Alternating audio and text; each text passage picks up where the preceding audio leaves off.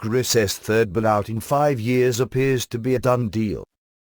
After months of bitter wrangling with creditors and European Union authorities, the Greek government is being thrown yet another financial lifeline weeks after defaulting on a payment owed to the IMF.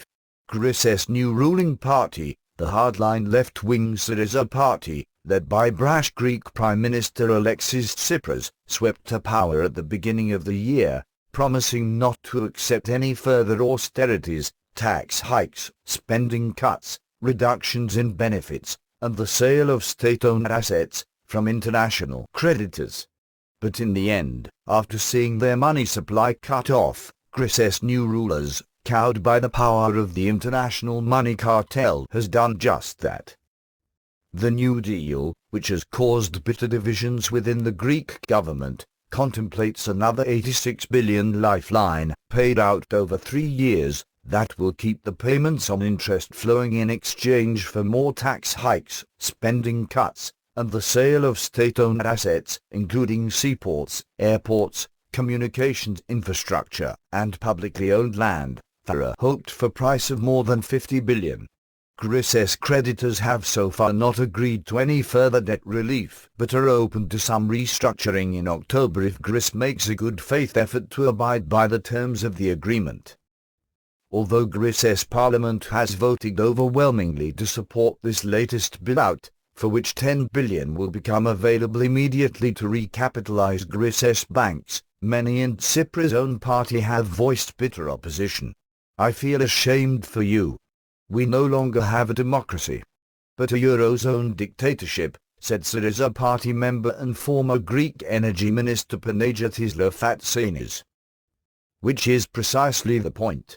No party to the Greek crisis except for the Greek people themselves and a few of their firebrand politicians is willing to permit a Greek exit from the Eurozone, because doing so would set a precedent for other members of the currency union, like Spain and Portugal, whose economies are in shambles and who may be thinking about bolting.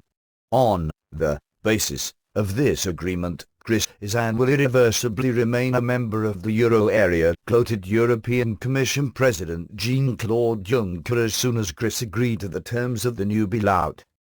The architects of the European Union intend for it to be permanent, and the European Currency Union, or Eurozone, is designed to give Eurocrats the power to compel unwilling members to stay within the fold.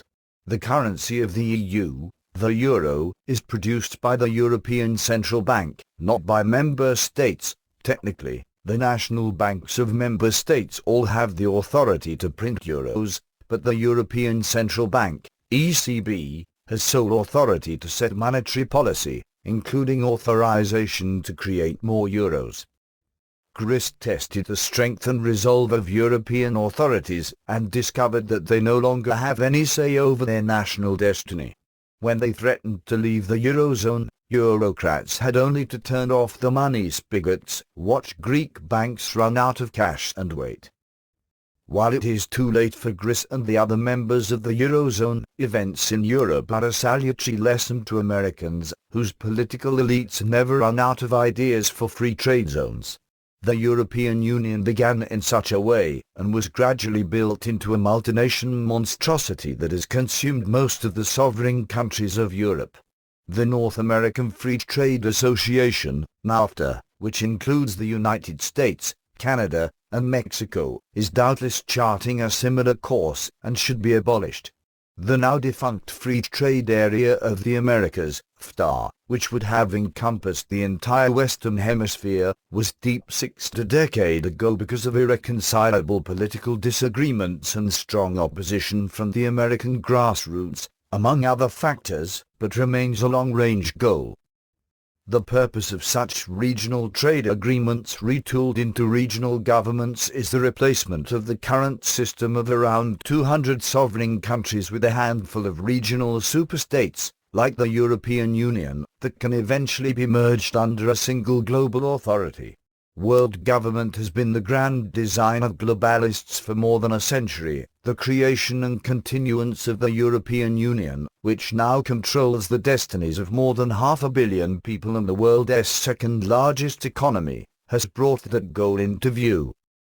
For this reason, European authorities are willing to go to almost any length to keep Greece within the Eurozone. The future of the entire world government project depends crucially upon keeping intact the world's largest and most integrated regional government bloc. Americans must recognize the true purpose behind so-called free trade agreements like NAFTA and resist the blandishments of internationalists. Otherwise, we will someday find ourselves in Greece's situation, trapped within an international cobweb of debt and currency dependency from which extrication will be well nigh impossible.